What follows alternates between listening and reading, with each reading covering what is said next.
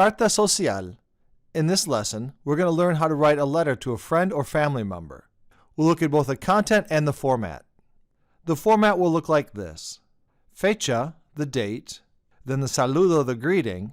The content is going to be thoughts and feelings again. And then at the bottom, you'll have your farewell and write your name. This type of letter will also have an introduction paragraph to it. And there's often a request at the bottom, a pedido o solicitud o petición. Often we ask for something toward the end of a letter. Let's look first at the date, 9 noviembre 1989. And the saludo will be querido, dear. Querido Angelo, if it's a guy. If the person you're writing to is a female, it'll be querida. Querida mamá, dear mom.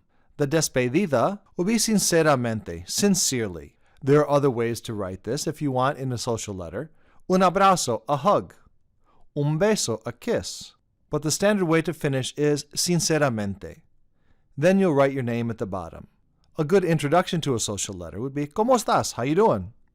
Or if you want to up your game a little bit, ¿Cómo has estado? How have you been? ¿Cómo ha estado papá? How has dad been? It's good to ask questions about other members of the family or people that you both know as an acquaintance. Te extraño, I miss you. Another way to say te extraño is te echo de menos, I miss you. Now let's look at some thoughts that you might add in.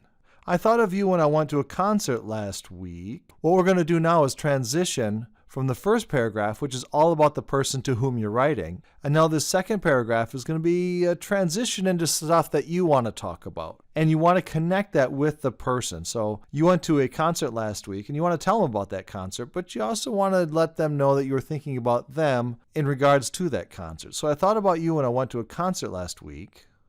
Do you remember when we went to that fiesta in Madrid? And then you're going to talk about a fiesta that you went to, that you want to tell them about. We had so much fun. Again, now we're looking at the emotional content. Not only did we go to a fiesta, we had a lot of fun while we were there. It made me sad that we couldn't go together this year. Again, you're transitioning. You're going from that first paragraph where it's all about the person to whom you're writing, and now you're talking about your thoughts and feelings about a story that you want to tell them. You want to relay information to them because you want to communicate about your own life, but you also want to connect it with the relationship that you already have. The main point of writing a letter to someone that you know is to maintain and build upon the relationship that you've got already. I want to tell you that yesterday I went to the Prado, the National Museum of the Prado. It's a big museum in Madrid. So you want to tell them about this time that you had in Madrid at this museum.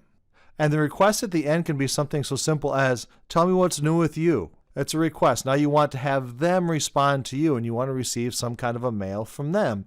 And they'll do exactly the same that you just did. They're going to write a first paragraph that's all about you. And then they'll transition into telling you about what's going on in their own life. And then they'll ask some kind of request from you. And thus it'll keep going like that, and your relationship will continue to build through the writing of letters. Often, this request, especially when we're writing to a parent, is, do you have some money? I'm kind of broke. So mom, can you send me $100? Not an uncommon thing for kids to ask their parents at the end of a letter. Hi mom, how you doing? How's dad? This is what I'm up to. Can you send me some money? I look forward to seeing you soon. I hope to see you soon. And you want to end with some kind of cheerful, upbeat sentence at the end. That's both the content and the format of a Carta Social. The date, you always start with a date. Then the greeting, querido or querida. You'll end with sinceramente and your name. And then in the middle, you're going to be building on that relationship. And if for IB or AP, they ask you to write a Carta Social, they're going to ask you to include information from different sources that you've already read and include and summarize those sources in the format of a Carta Social. So you want to make sure you do that as well. It's an opportunity for you to show what you know about the theme that you're currently studying while writing it in this format. Carta Social.